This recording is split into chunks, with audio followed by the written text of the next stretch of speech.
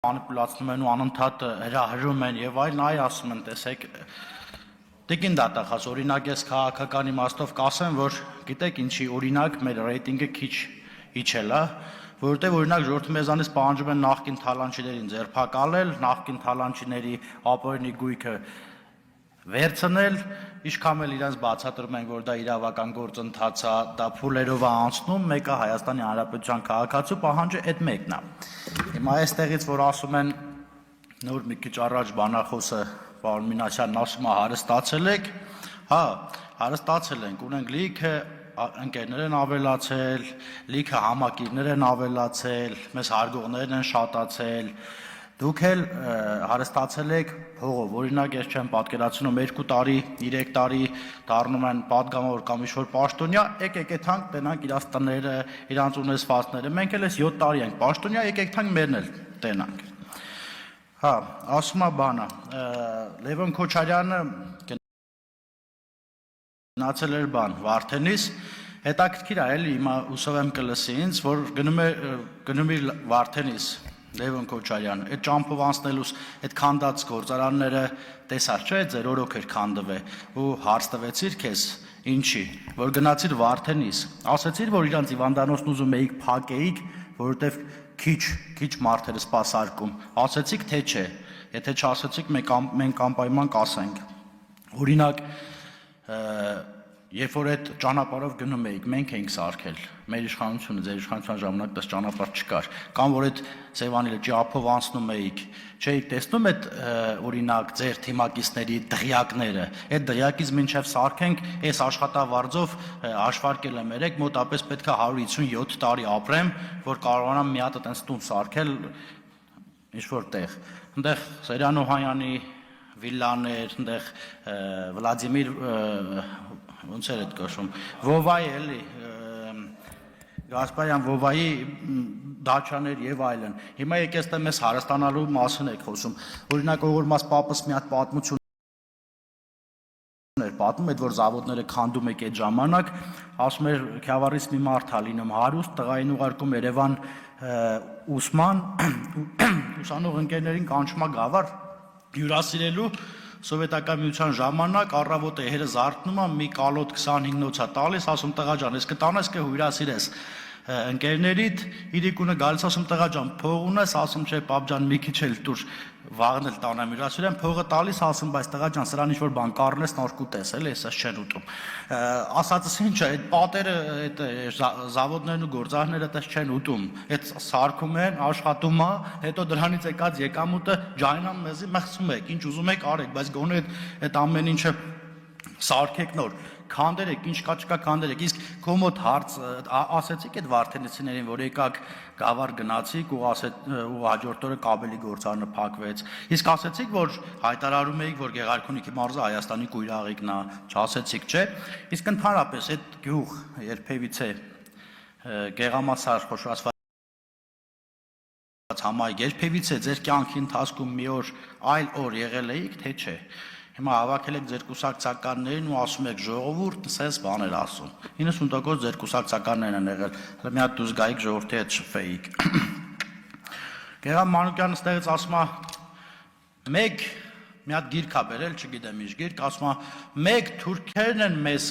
դաշնակցությանը քննադատել, մեկ էս իշխանությունը։ Ասում եմ հատուկ Գեղամ Մանուկյանի համար, մեկ հակառակորդ պետությունն է ասել, որ մենք ենք պատերազմը հրահրել, մեկ ձեր ղեկավարը, մեկ էլ դուք երևի դարձել եք իրաց մամուլի խոսնակը։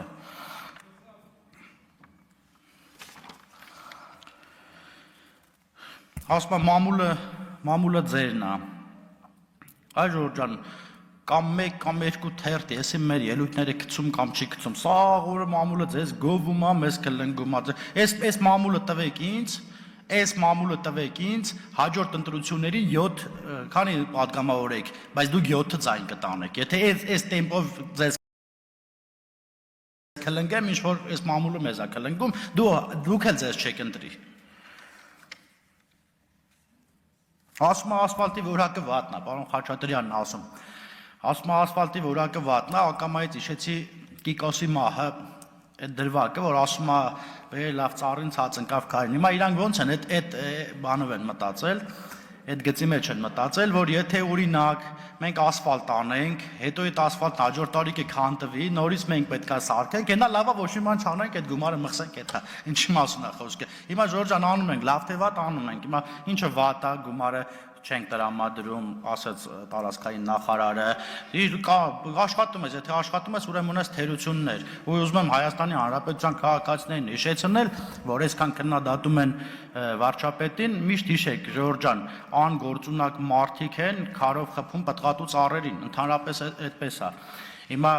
իրանք օրինակ Լևոն Քոչարյանը իր ընտանիքին կամ իրեն հարցրել է, ինչքան է սիրում Հայաստանը։ Օրինակ իմ գնահատմամբ մինուս անվերջություն, ի տարբերություն պլյուս անվերջություն մեր վարչապետի։